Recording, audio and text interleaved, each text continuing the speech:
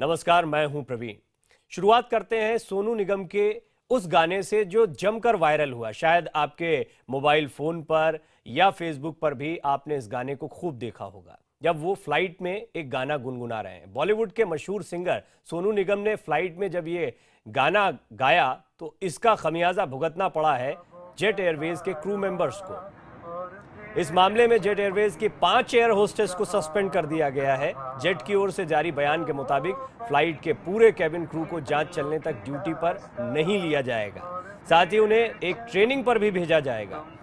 पिछले दिनों गायक सोनू निगम का जेट एयरवेज की फ्लाइट में गाना गाते हुए ये वीडियो वायरल हुआ था। ये वीडियो 4 जनवरी का था, जब जोधपुर से मुंबई जा रही जेट एयरवेज की फ्लाइट में सोनू निगम भी सवार थे। नदियाँ पवन के झोंके,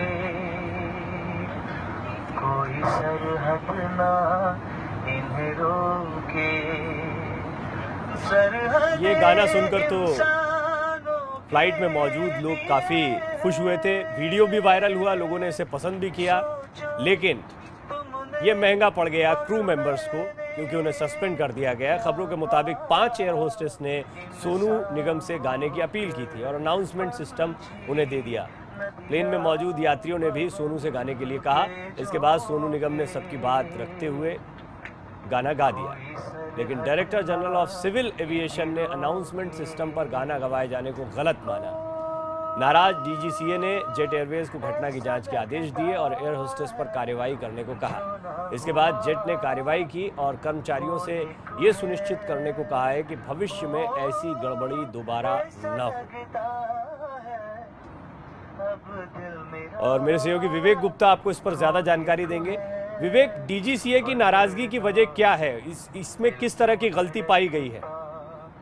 प्रवीण, देखिए, अगर हम डीजीसीए की बात माने तो एक प्रोटोकॉल होता है कि जब कोई अनाउंसमेंट सिस्टम होता है वो सिर्फ एक प्राइवेट एयरलाइंस या फिर कोई सरकारी एयरलाइंस होती है, सिर्फ एयरलाइंस के जो क्रू मेंबर होते हैं वही सिर्फ उस फोन का उपयोग कर सकते हैं। हालांकि सोनू निगम ने एक नॉर्मल पैसेंजर की तरफ वो ट्रैवल करे थे जोधपुर की तरफ, तो ये एक प्रोटोकॉल होता है कि विवेक, वो फोन जो रिसीवर। मैं 1 मिनट आपको रोक रहा हूं। मेरे साथ एविएशन एक्सपर्ट हर्षवर्धन जी भी जुड़ रहे हैं। हर्षवर्धन जी, स्वागत है आपका IBN 7 पर।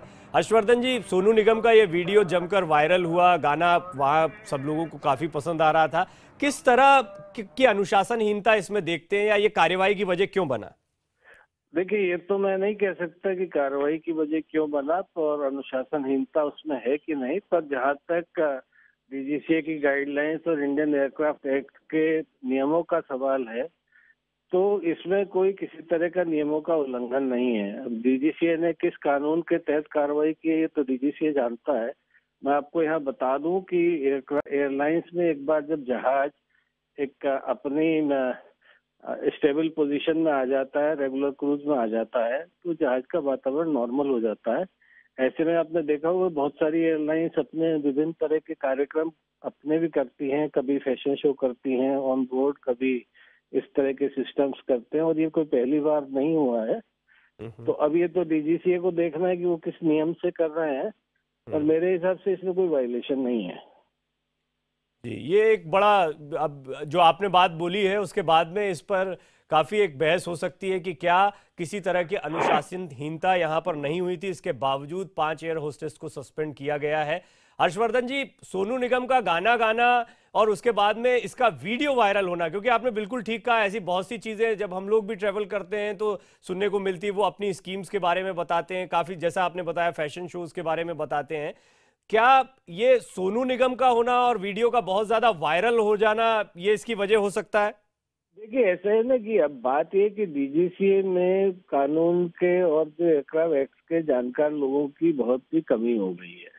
वो जरा सी चीज कोई अखबार में छपती है उस पर एक्शन ले लेते हैं। मेरे हिसाब से तो एयरलाइंस को ना एक्सप्लेन करना चाहिए था। देखिए, अगर कहीं सेफ्टी वायलेशन है, अगर सोनू निगम किसी ऐसे एरिया में जाके जहाँ गाया जहाँ पे यात्रियों का प्रवेश वर्जित है, मान लीजिए कॉकपिट में जाके गाते हैं, तो डीजीसीए की कार्रवाई तर्कसम्मत है।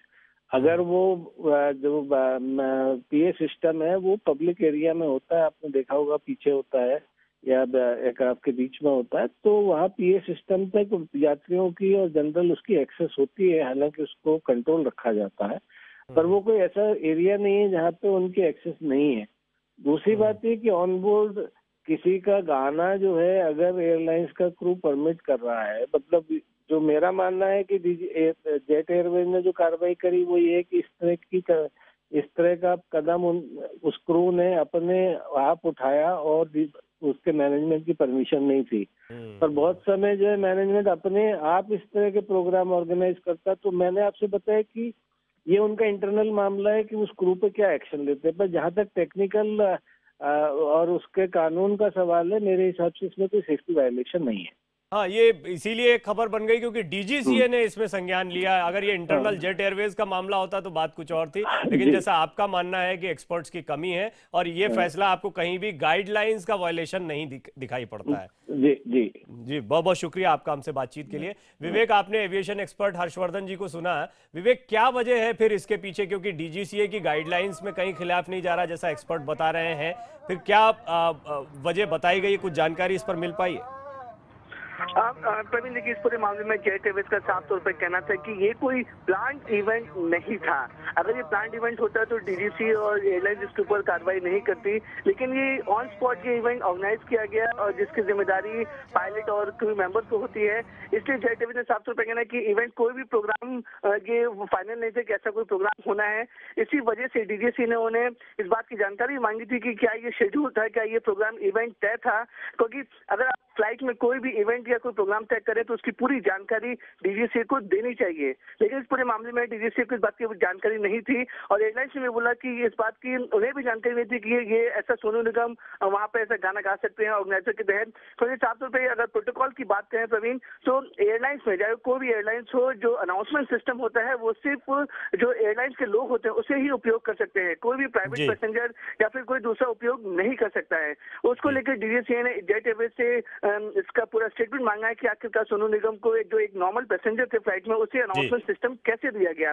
हालांकि उन्होंने गाना गाया है, लेकिन एक प्रोटोकॉल की तहत बात। चलिए, इस पर अभी मुझे लगता है कि और जानकारियां सामने आएंगी। विवेक, हम आपसे अपडेट लेते रहेंगे, लेकिन एविएशन एक्सपर्ट हर्षवर्धन जैसा कह रहे थे कि डीजीसीए की गाइडलाइन का कोई उल्लंघन यहां पर दिखाई नहीं पड़ता है और ये देखना होगा कि आखिर फिर किस वजह से क्रू मेंबर्स के खिलाफ ये कार्रवाई की गई, उन्हें सस्पेंड किया गया।